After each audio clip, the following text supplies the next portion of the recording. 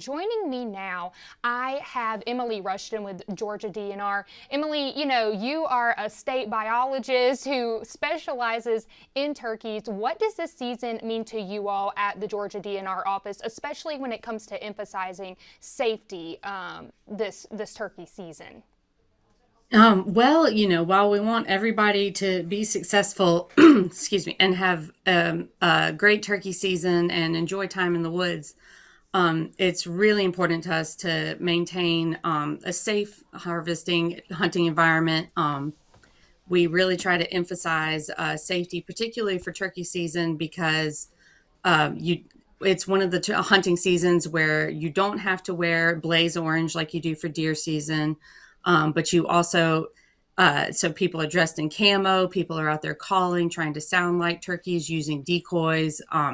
So we really it can be one of those seasons where there's more hunting incidents, so we do try to really emphasize safety. Sure. And so, one of the things that I kind of wanted to talk about today were some of the preventative measures we can take before, we Mhm. even get into the woods to go turkey hunting. And a lot of that comes down to what you just mentioned, which was about dress. Can you talk me through some of the things you might want to do and not want to do when preparing to go turkey hunting? Well, you don't want to wear colors that look like a gobbler, a male turkey, like you have up on your screen there. You don't want to wear red or blue or white because those are the colors of a gobbler's head, especially when he's, all riled up during breeding season, which is, and, strutting and gobbling, which is what they do when you're hunting them. So you don't want to wear those colors. You don't want to wear black because that's the color of their feathers. Um, and while most people don't wear an orange vest, it's also a good idea to bring some blaze orange with you. In case you do harvest a turkey, you can put that blaze orange over the turkey when you're carrying it out of the woods so you don't look like a turkey to other hunters.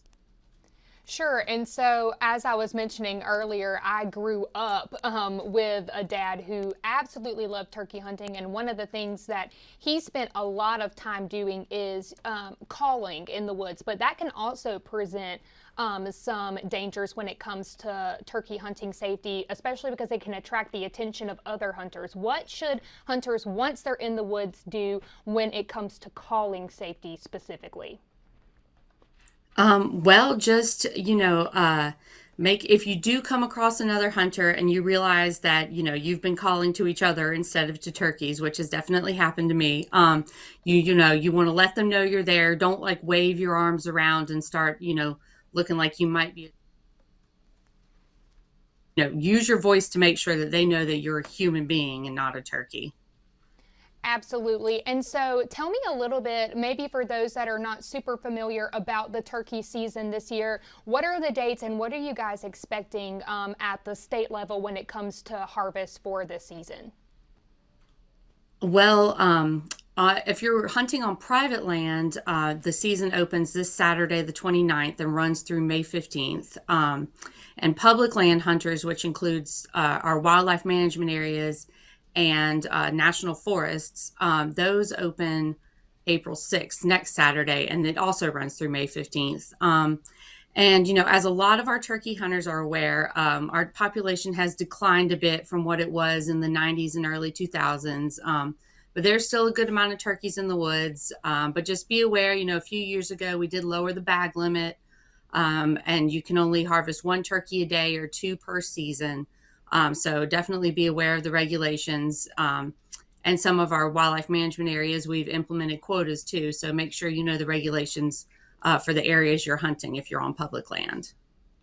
Sure. And so several people in my family enjoyed youth season weekend this past weekend. What was the kind of turnout across the state for youth hunting? And what are you guys hoping we're looking at numbers wise this year? It was pretty good. The youth harvest was up a little bit from the past couple years. Nice. Hopefully that'll continue for the rest of the season and we'll have good hunter success. Because that's, we changed our regulations and we've been monitoring our population in order to make sure we've got enough turkeys to harvest, for many, many decades into the future for our kids and their grandkids. So hopefully we'll have a good season, but plenty of birds will remain in the population. Sure. And one final question for you there, Emily. Can you tell me where people can read up on hunting safety regulations? Maybe go back through some of the things we talked about today from the Georgia DNR perspective. Where can they access that? Our website is georgiawildlife.com. And there you can, click on the hunting and then regulations. You can search regulations. You can also download our app. It's a Go Outdoors Georgia app, and it has links to regulations to game check your turkeys, to make sure you have your license. You don't even have to print out your license. You can just have it on your phone. And then when you harvest a bird, you can game check it right there in the woods without even cell service. So Wow. it's a great app to have. Well, Emily Russian with Georgia DNR, thank you again so much for coming on and sharing about this very important topic, very timely topic here in South Georgia after recent events and, of course, with the season coming up soon. Well, guys, that'll do it for today's segment of WALB News Now. Thanks so much for tuning in to this very important discussion with Georgia DNR. Make sure you stay with us here on the WALB News app throughout the day, and we will see you for our nooncast in just a little bit. Thanks for watching.